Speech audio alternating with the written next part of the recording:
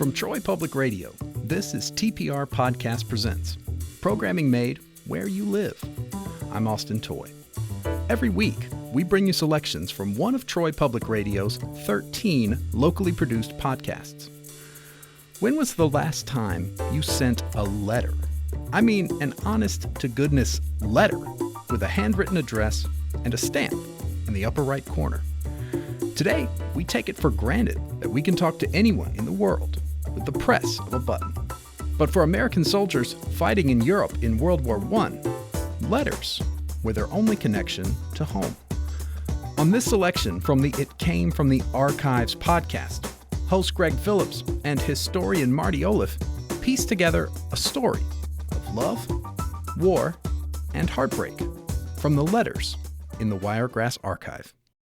Irene Pierce, she was 22 in 1917, and she worked at the Tallahassee Cotton Mill. That was the big employer in the state. She had worked there since 1907 after she had graduated from 8th grade, which was as far as the Tallahassee school system provided education. During World War I, Irene, like most women in Tallahassee, Alabama, small town, participated with Red Cross, a lot of sock knitting and rolling of bandages. That was a big deal. We didn't have a big industrial complex to provide war material. And so people provided war material by doing things like cutting and rolling bandages. Irene Pierce worked with the Red Cross, providing these kinds of materials to the people in line, and she participated in a U.S. version of what the French called the Mariannes de Guerre, which was a pen pal service that was, after 1914, for French soldiers by French women and girls. This was expanded in 1917 to all of the armies. Now, she corresponded with people like her brother, but she also corresponded with a couple of other guys. And this is the most interesting thing. This is the spicy part. This is the spicy one, yeah. She corresponded with a fella from Pennsylvania named Chester Shrum. There are 4 letters that she received from Chester Shrum. He was in the 82nd Infantry Division. He was training in Fort Gordon, Georgia, and he was from central Pennsylvania. So he was way out of his element. And, soldier, lonely, young man, looking for love. It's the 19-teens version of a dating app in some way. Actually, very much is. Very much is.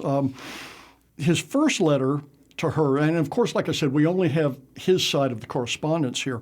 His first letter is just an introduction, kind of a thank you for writing, thanks for being part of this pen pal program, and here's who I am, and I'd love to know more about you. And then his second letter starts, she gave a little bit, and his second letter is much more flirty. And at one point, he talks about a letter that she wrote in which she apparently said something about wanting to get a handful of the Kaiser's heart. The Kaiser of Germany, who was by this time blamed for starting World War I. And he said, well, gosh, I'm really surprised you're so bellicose, but I totally agree with it. In fact, Chester said, I want to get hold of that mustache first and find out if he has a heart. And then by the third letter, he's really bold. By the third letter, very familiar. He talks about exchanging photographs. He suggests that any typos and any mistakes that he made in the letter, she should consider hugs. It's amazing that times don't really change. They don't change at all. But this third letter, he's going for it. And then she doesn't respond. Oof. Oh, man. Ghosted. She ghosted him. She obviously was no longer interested. And he was hurt. You have a line in this article, by the way, that just killed me when you said Shrum was obviously enamored of her.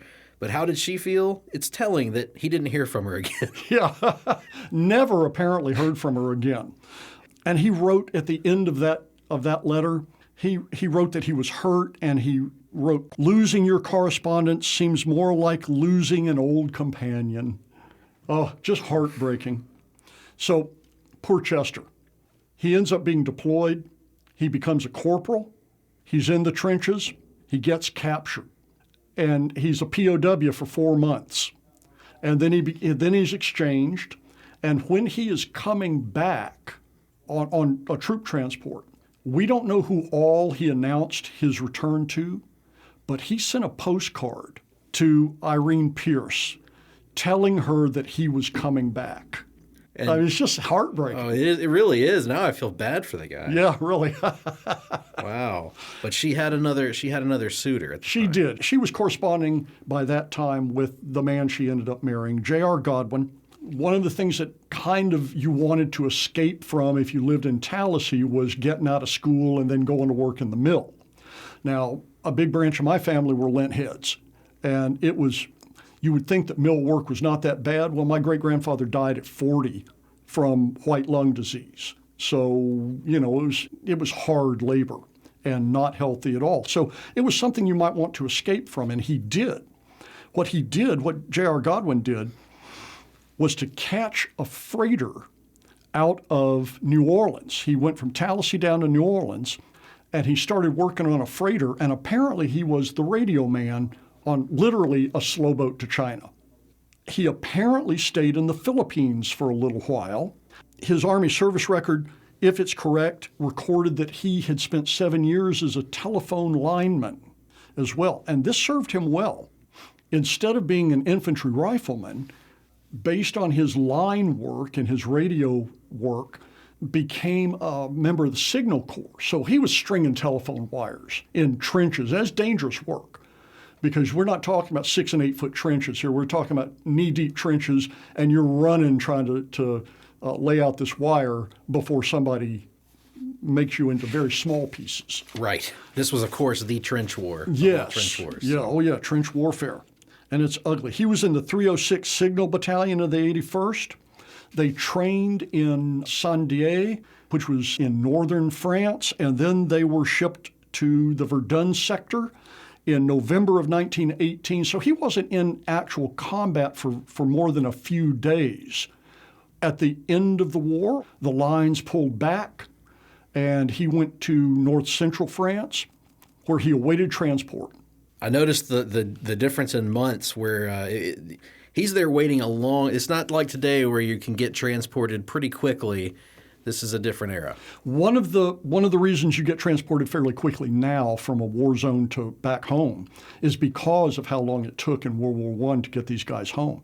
The armistice goes into effect on November 11th, 1918, but it took until late June, for his unit to be repatriated, to come home. So they were in camp.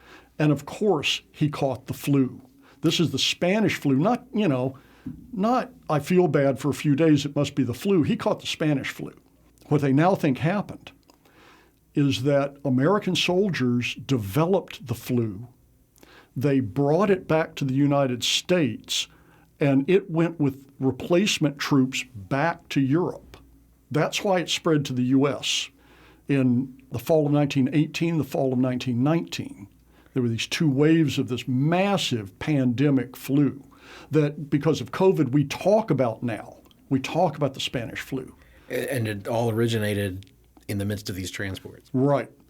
He was finally repatriated in late June of 1919, and by 1921, Godwin and Irene Pierce were married. She left the mill after the birth of the first of her, I want to say she had 7 children. 7 children. Yeah. She left the mill after the birth of her first one, and he did not escape the mill. He went to work in the mill, and he spent his entire post-World War I career in the mill. He lived into the 1950s. She lived into the early 1970s.